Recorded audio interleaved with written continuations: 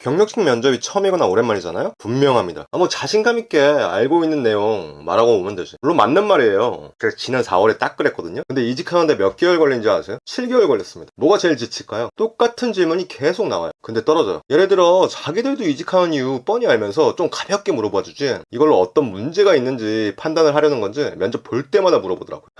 사연 없는 직장인이 어딨다고. 그럴 거면 경력직을 왜 뽑는지. 하지만 그럼에도 불구하고 우리는 합격이 먼저죠. 실제로 면접관들은 항상 묻는 질문들을 통해서 지원자를 깊이 있게 들여다봅니다. 뭐가 제일 문제인지 아세요? 그들이 그 판단 한 번에 지금까지 쌓아온 모든 스펙과 준비들이 뒤집힐 수도 있어요. 그래서 오늘은 경력직 면접에서 진짜 중요한 게 뭔가, 왜 붙는 사람은 한 방에 붙고 떨어지는 사람은 계속 떨어지나, 이 핵심을 바닥부터 아주 구체적으로 건드려 보겠습니다. 자, 99% 나오는 질문부터 이야기해보자고요. 이 질문은 답이 정해져 있지는 않지만 분명히 듣고 싶은 답변이 있어요. 솔직함이라는 포장과 준비된 답변이라는 성실함, 그리고 논리적인지를 보려는 겁니다. 그 말은 경력직이라도 절대적으로 면접 준비를 해야 된다는 얘기예요. 왜 퇴사하셨어요? 절대 피할 수 없는 질문이면서 동시에 가장 위험한 질문이에요. 저 면접관일 때 이 질문을 통해서 지원자의 불만, 갈등 스타일, 회사 선택 기준, 이런 걸 보려고 했어요. 여기서 주의할 점이 있어요. 사람, 적성, 연봉, 이 표현 하잖아요? 이거 그냥 빨간불이에요. 그 대신 뭐가 좋을까요? 긍정적으로 이직 동기를 표현해야 돼요. 조직, 성장, 목표 등 회사 측 입장에서 만들어보세요. 저 크림 지원했을 때 면접 몇 번 본지 아세요? 커피채 포함해서 6번 봤어요. 근데 이직 사유를 6번 다 물어보더라고요. 그래서 이직 사유 물어볼 때마다 이런 식으로 틀을 만들어 놓고 조금씩 바꿔서 풀었어요. 제가 이런 기준이 있어서 여기 회사에 이런 점이 매력적이었습니다.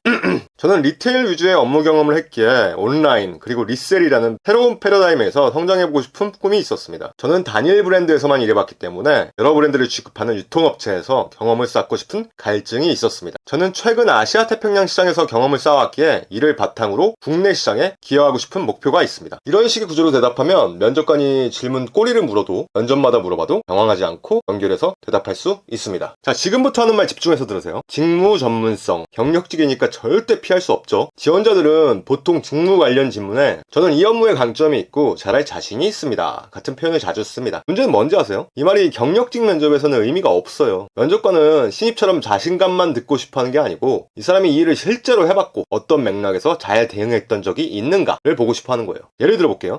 저는 사람관계, 즉 커뮤니케이션 능력이 뛰어납니다. 이런 말이 머릿속에 떠오르지만 경력직 면접에서는 입사 전 갈등이 있었던 전략 파트너와의 관계를 매주 수요일에 항상 그들의 오피스를 방문하여 결국 문제가 있던 재고 상황을 13개월에서 5개월로 줄일 수 있었습니다. 이처럼 구체적인 사례와 결과가 더 중요해요. 회사든 학교든 말로만 포장 잘하는 사람 꼭 있잖아요. 누군지 떠올려보세요. 다 있을 거예요. 그 사람들 좋아하세요? 면접관도 결국 사람입니다. 만약 말만 하고 있고 경험이 없는 상태라면 저 사람 말로만 그럴듯하게 포장했구나 하고 의심부터 하게 돼요. 이렇게 얘기를 계속해도 대부분의 사람들이 계속하는 실수 하나 알려드릴게요. 긍정적인 표현들은 그래도 많이 써야지. 우리 신입사원 때 많이 써먹었잖아요. 열정이 있다, 소통 잘한다, 책임감 있다. 이런 표현들은 면접관의 눈에는 진짜 흔합니다. 공허해요. 맨날 듣는 얘기. 특히 경력직 임원 면접에서는 그런 추상적인 단어들은 거의 무력하다고 보시면 돼요. 자, 다시 한번 면접관이 듣고 싶은 건 무슨 상황에서 어떻게 그 단어를 실천했는가입니다. 난 책임감 있다 라고 말할 거면 최소한 이렇게: 마감이 임박한 프로젝트에서 다시 한번 팀원과 역할 분담을 재조정하고 제가 리스크를 감수하면서 데드라인을 지켰습니다. 이것처럼 행동 중심이고 구체적인 문장으로 풀어야 됩니다. 저도 면접관일 때가 있었잖아요. 제가 말씀 하나 드릴게요. 면접관들은 이미 다 알아요. 무슨 말이냐면 면접관들은 추상적인 표현만으로 자신을 포장하는 지원자들 엄청 많이 봐왔어요. 심지어 자기들도 그랬을 거예요. 그죠? 저도 그랬으니까요.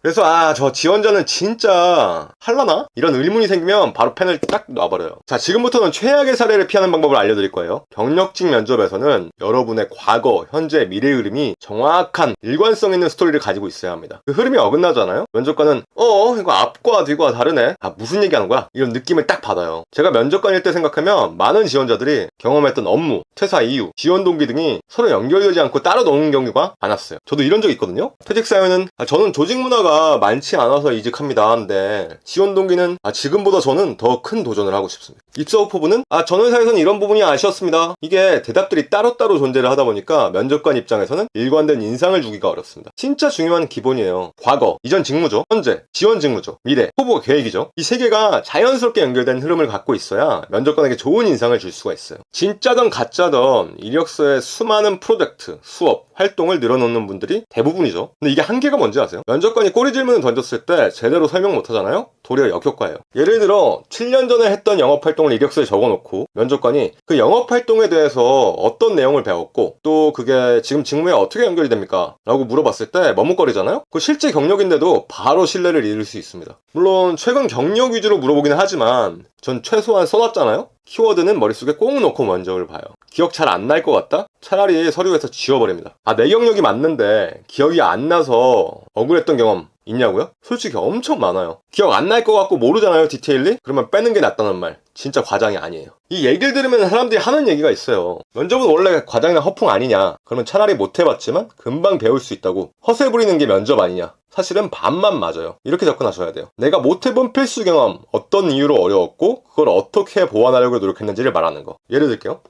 그 부분은 아직 깊이 있는 경험은 없습니다. 하지만 지금까지 배우고 간접 경험한 것과 비슷한 맥락입니다. 저는 빠르게 적응할 자신이 있습니다. 이런 식으로 연결을 시켜버리는 거죠. 자, 잊지 마세요. 임원 면접 단계에서는 자칫 과장이나 허풍이 큰 오류로 이어질 수 있습니다. 정답은 아니지만 듣고 싶은 답변으로 접근하면 면접관에게 성장 가능성과 솔직함을 한꺼번에 전달할 수 있어요. 면접관이 단순히 당신의 말만 듣는 게 아닌 건 아실 거예요. 첫인상, 말투, 태도, 일관성, 표현 다 평가 대상이죠. 제가 신성통상 그 탑10 하는 회사 면접 볼 때 창업자 아들이랑 면접을 봤어요. 이제 이사더라고요. 실권자가 되는 과정이죠. 이게 창업자 아들, 그 실사랑 면접을 본다고 생각을 하니까 긴장이 엄청 되더라고요. 원래 잘 안 그러는데 말이 왔다 갔다 하고 일관성 있게 처음부터 끝까지 같은 유의 얘기를 이어가지를 못하겠더라고요. 심지어 30만 원 주고 면접 코칭도 받고 갔어요. 근데 그 아들은 제가 준비가 안 되어 있다고 생각했겠죠. 당연히 바로 탈락했습니다. 처음 입장부터 끝까지 일관된 태도와 어조, 논리 흐름이 중요합니다. 그 말은 처음이 진짜 중요하다는 얘기겠죠? 말하는 톤과 감정의 기복이 적고 중심이 잡힌 상태라면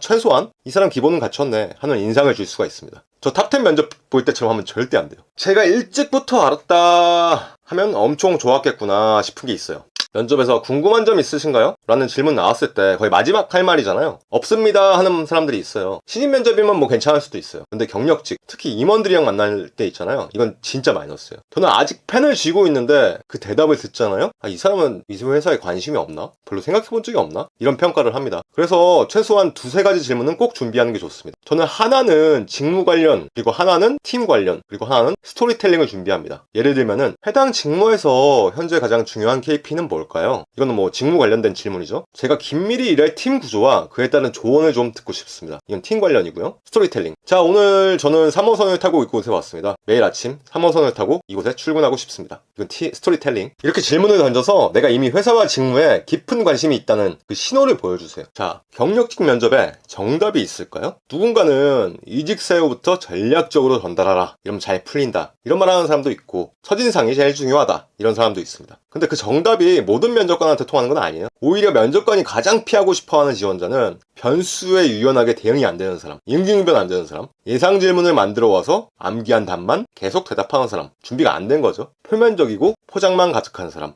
허세. 이런 지원자들은 면접관 입장에서는 답답하고 같이 불안해져요. 아마 제가 그 탑10 면접 볼 때 그런 지원자였을 거예요. 반대로 어떤 질문이 나와도 원칙 중심으로 단단하게 구조를 잡고 대응하는 사람은 면접관 입장에서 매우 안정감 있게 느껴지죠. 경험 중심의 언어를 사용해라. 이력서, 모든 항목에 대해 설명 가능하게 준비해라. 과거, 현재, 미래 흐름으로 얘기해라. 구체적 사례 중심으로 얘기해라. 퇴사 이유는 긍정, 전략 중심으로 구성해라. 궁금한 질문은 무조건 준비해라. 모르는 건 모른다고 솔직히 하되 보완 계획도 제시하라. 첫인상부터 일관된 태도 유지해라. 정답 찾기보다 임기응변 능력이 훨씬 중요하다. 9개나 되네요. 지금 준비하고 있는 스크립트가 면접관 의견은 어떻게 비칠까요? 면접관은 답만 듣는 게 아니라 다 봐요. 태도, 흐름, 맥락, 가치관 전체 다 봐요. 지금 당장 남은 시간 동안 하실 일은 간단합니다. 항상 나오는 질문 있죠. 자기소개, 지원 동기, 퇴사 사유, 강약점, 입사 후 포부. 그 질문에 대해 과거, 현재, 미래 흐름으로 답안을 쓰세요. 그 답안을 다시 꼬리 질문까지 상상해보세요. 그게 바로 직무 전문성에 대한 답이 될 겁니다. 그리고 마지막으로 면접관에게 던질 질문 3개 꼭 준비하세요. 면접관이 찾아 헤매는 지원자가 되고 싶다면 고정 댓글 꼭 참조하시고요. 면접 준비할 때 질문별로 일일이 검색해서 준비하기 진짜 짜증나잖아요. 구독하시면 검색하실 필요 없어져요. 꿀팁들 놓치지 않으실 겁니다. 면접을 꾸준히 계속 보면서 말하는 실력을 늘리고 그다음에 이제 면접관으로 면접 보면서 어떤 것들을 내가 보고 있는지 보고, 또 인사부한테 면접 볼 때 뭐 하는지 교육도 받고, 이러면서 이제 실력이 늘려갔는데, 그래서 이제 재취업할 때 자신감이 엄청 있었죠. 근데 준비 안 하잖아요? 준비 안 해서 잘 볼 때도 있어요. 근데 복불복이에요. 그러니까 경력직 면접 꼭 준비하세요.